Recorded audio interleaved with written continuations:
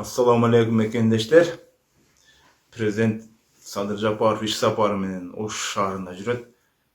Бул президентти бүт подхалимдер ороп алышыптыр. СМБ, МВД, аким, өкмөт, бүт местный чиновниктер ороп алыптыр. Дагы бар жогу жакшы. Өнүгө атабыз, бар жогу сонун деген бир дежур аксакалдарды өздөрүнө эме кылып алыптыр. Суроо жоопко коюп коюштур. Посторонним ход вряд ли кире албайсың да, кире албайт да бул жагдайчы. Кыргызстандын дүйнөдөгү эң алсыз, эң кедей мамлекет болушуна ушул подхалимдер күнөөлүү. Армиясы дүйнөдөгү эң алсыз армия болгон бир жылдары.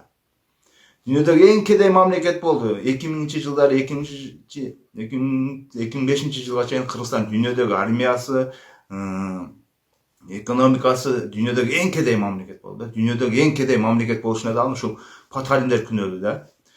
Бул мындай да мамлекет дагы 5 жыл ушундай кетсе өнүкпөйт аны. Армиясы дагы аркага кетет, экономикасы дагы аркага кетет да. Бул диалог боло бериш керек, айтыш керек. Мисалы үчүн бүт муналар кирип айтыш керек эле.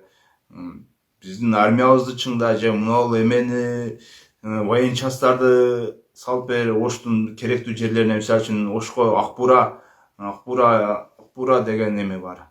Парк бар. Ошол жерди бузуп бизге военчас салып бер. Ошол жерде биз шай төбөн ар жагы Ош Ситиге чейин контроль кылат. Бул жак парктын ичин до конца контроль кылат. Ал жерге МВДны коюп убара болбойбуз, солдаттар өздөрү корой берет. Бүт подхалимдер ороп алыптыр да, подхалимдер ороп алса мындай да мамлекет өнүкпөйт. Гарантия берем. Гарантия берем. Ушул кадрлар менен, ушул өкмөт, ушул акимдер менен Кыргызстан өнүкпөйт. Гарантия берем. Бул сот тергөө, бул МВД, булар бүт ороп алып подхалимдерди киргизе берсе, бул Кыргызстан мамлекет дагы өнүкпөйт.